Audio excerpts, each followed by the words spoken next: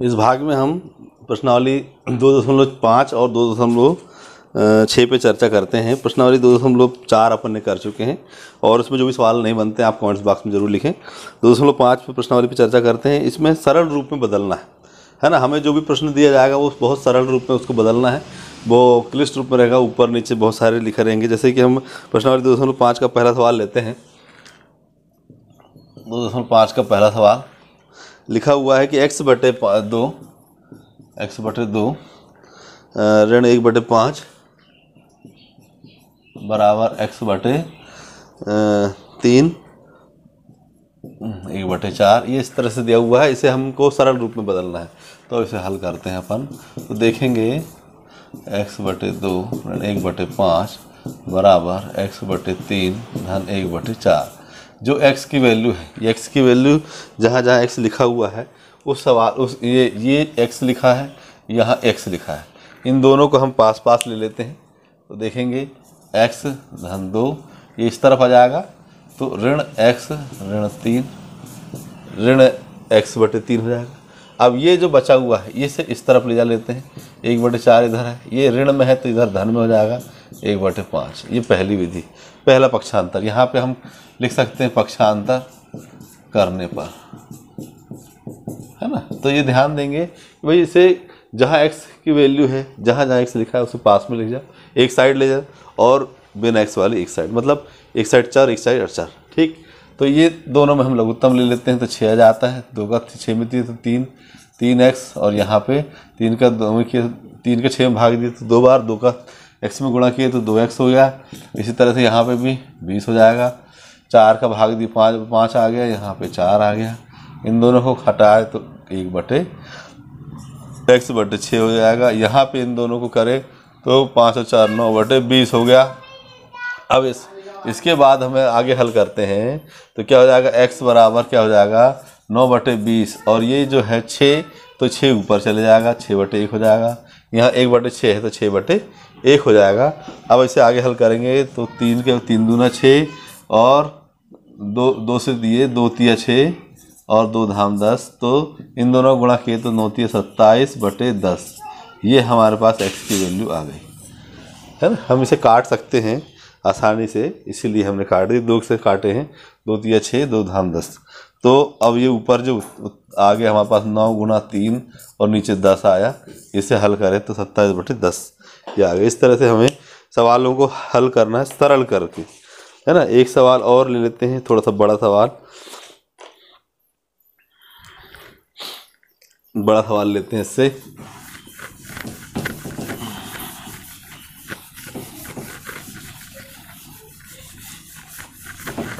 बड़ा सवाल लेते हैं, हमारे पास बड़ा सवाल है 9वां नंबर का सवाल ले लेते हैं।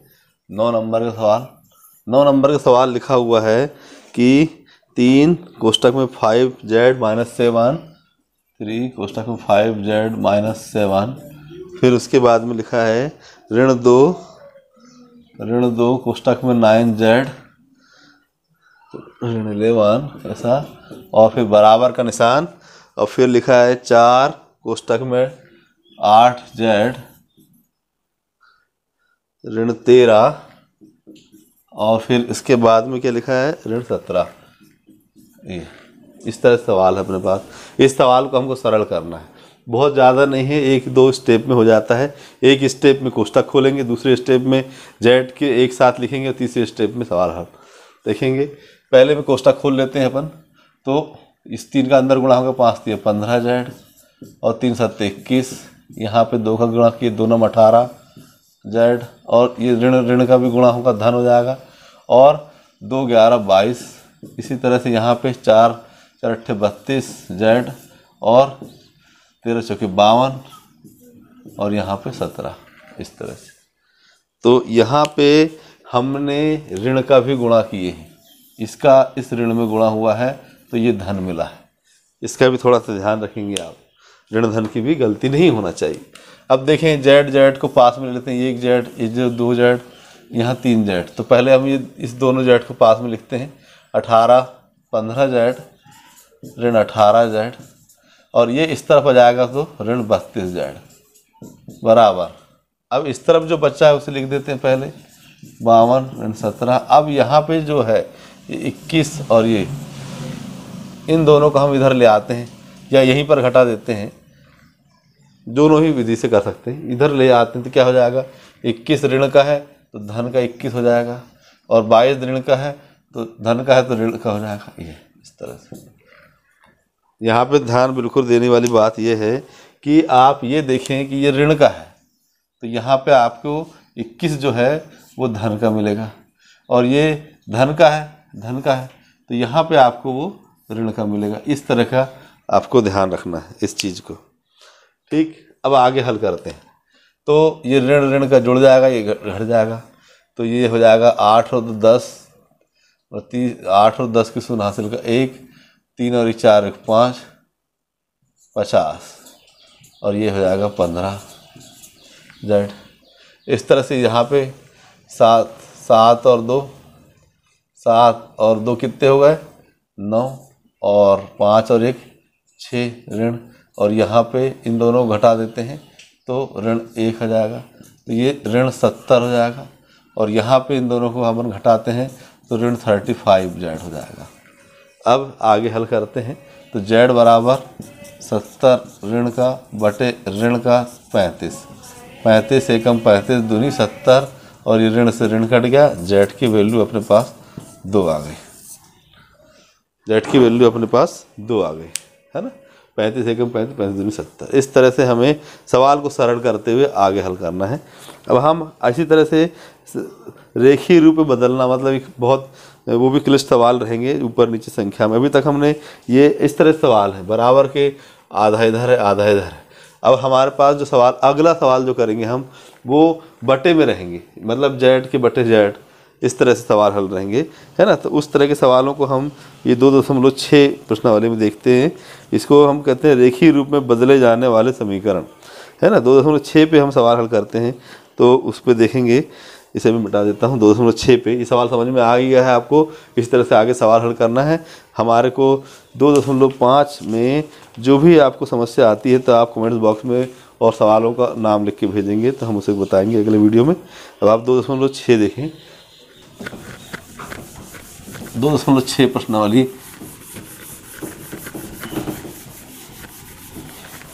2.6 प्रश्नावली के हम सवाल लेते हैं। पहला सवाल ले लेते हैं कि भाई पहला सवाल लिखा हुआ है, क्या लिखा है, 8x minus 3 upon 3x is equal to 2, है ना। 8x ऋण 3 बटे 3x बराबर 2, इसको हल करना है। तो इसको कैसे हल करेंगे, यहाँ पे देखो मैं बताता हूँ इसको हल।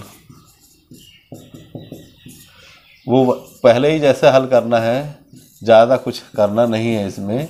अब ये 3x का यहाँ पे, इसको आप ऐसे समझें, यहाँ 2 लिखा है, मतलब ये 2/1 है। इस तरह से हम कैसे गुणा कर सकते हैं, तिर्यक गुणा समझते हैं, ऐसे समझें उसको, तिर्यक गुणा।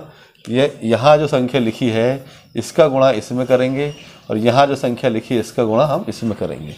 इस तरह से हम कैची गुणा करते हैं। तो क्या हो जाएगा, 8x ऋण 3 का 1 में गुणा किए तो कुछ नहीं लिखते, उसको अपन गुणा 1 लिख देते हैं, चलो। और 3x गुणा 2, तो 3 दूना 6x हो जाता है, और ये 8x ऋण 3।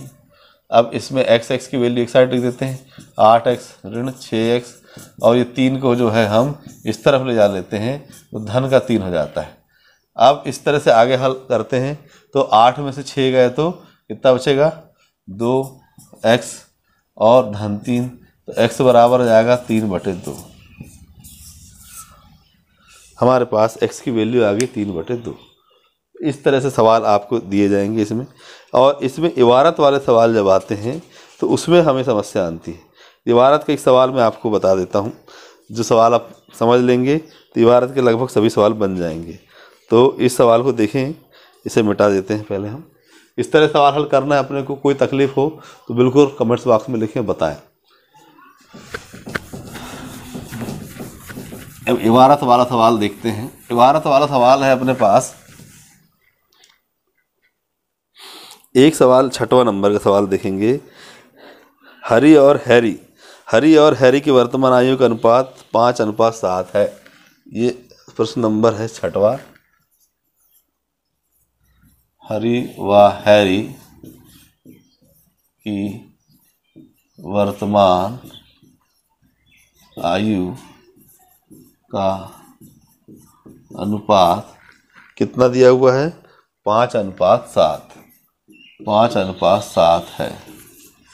फिर उसके बाद लिखा है अब से 4 वर्ष बाद उनकी आयु का अनुपात। अब से 4 वर्ष बाद, अब से 4 वर्ष बाद उनकी आयु का अनुपात कितना हो जाता है? इसमें लिखा है 3:4 हो जाता है। 3:4 हो जाता है। तो उनकी वर्तमान आयु याद कीजिए, हो जाता है या जाएगा। उनकी वर्तमान आयु याद करो, है ना। तो देखें आप, इसमें क्या बोला है कि दोनों की आयु का अनुपात। अनुपात से मतलब ये है कि बटे में लिखा है। 5:7 लिखा है। इसका मतलब ये है कि 5/7। इसका मतलब ये है कि 5/7। अनुपात मतलब 5/7। तो उनकी अनुपात कितना दिया है? 5:7 मतलब 5/7 लिखा है। तो हमें मानना पड़ेगा, क्या लिखना पड़ेगा यहाँ हल में? हल हम मान लेते हैं कि माना कि हरी व हैरी की वर्तमान आयु, कौन सी आयु? वर्तमान आयु हम मान लेते हैं, जो भी दिया हो उसमें अनुपात के साथ कि वर्तमान आयु। जैसे 5:7 लिखा है तो 5 किसकी हो गई? इसकी हो गई, और हैरी की 7 हो गई।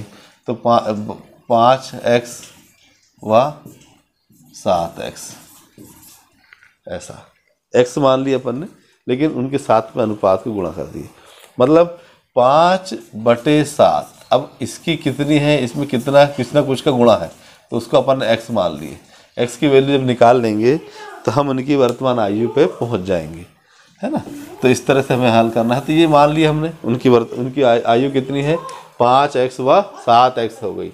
अब उनकी 4 वर्ष बाद, 4 वर्ष बाद आयु क्या हो जाएगी? आयु क्या हो जाएगी? इसकी हो जाएगी 5x धन 4। ये किसकी है? 5x धन 4 हैरी की। और क्या हो जाएगी? इसकी हो जाएगी हरी की। और हैरी की आयु क्या हो जाएगी? 7x धन 4। अब प्रश्न क्या बोलता है अपने पास? प्रश्नानुसार मतलब जो प्रश्न कहना चाह रहा है, प्रश्न ये कहना चाह रहा है भाई 4 वर्ष बाद उनकी जो आयु का अनुपात है वो 3/4 हो जाता है। तो ये जिस तरह से 5/7 हुआ था, मतलब 5x धन 4 और 7x धन 4, इसका मान 3/4 हो जाता है, ऐसा बोलना चाह रहा है वो। प्रश्न ये कह रहा है भाई 4 वर्ष बाद उनकी आयु का अनुपात 3/4 हो जाता है। अब अपन को इसकी वर्तमान आयु याद करना है, बस इतनी सी बात है ही। तो देखेंगे अपन, यहाँ पे अपन को कैंची गुणा करना है, जिस तरह से मैंने बताया था आपको। यहाँ पे इसे ये इस तरह से गुणा हो जाएगा। तो यहाँ हो जाएगा 7x धन 4, गुणे में हमने लिखे 3, 5x धन 4, इसमें गुणे में लिखे हमने 4। ठीक, अब गुणा करते हैं। 3 का 7 में के साथ दिया 21x, 7 चौके 3 चौके 12, यहाँ लिखे 4 5 20 और 4 चौके 16। ये हो गया। इस तरह से मान लिखे अपन ने। अब इसके बाद हम इसको आगे हल करते हैं। तो ये x वाली वैल्यू अपन पास में ले लेते हैं। 21x इधर आ गया, ये 20x हो गया। अब यहाँ पे 16 लिखा है, 12 इधर चलेगा तो 12 हो गया। ये बात आप समझें कि हमने क्या काम किए हैं। ये 20x को हमने इस तरफ लाया और ये 12 इसको हमने इस तरफ लाया। बस इतनी सी कहानी है। x की संख्या पास में लिख दी है, y की एक साइड लिख दी है। तो इन दोनों को जब हम घटाते हैं तो एक अकेला बचता है, क्योंकि 21 में से 20 गया तो एक बचा, एक को लिखते नहीं है। और 16 में से 12 गया तो कितने बचेंगे? 4 बचेंगे। 4, x की वैल्यू कितनी आ गई? 4।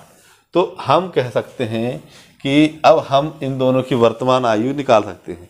तो हरि की वर्तमान आयु, हरि की वर्तमान आयु क्या माने हैं अपन ने? 5x माने। तो 5 गुना x की वैल्यू आ गई 4, तो मतलब कितनी आ गई? 5 की 20 वर्ष हो गई है। इस तरह से हैरी की वर्तमान आयु क्या है? 7x है।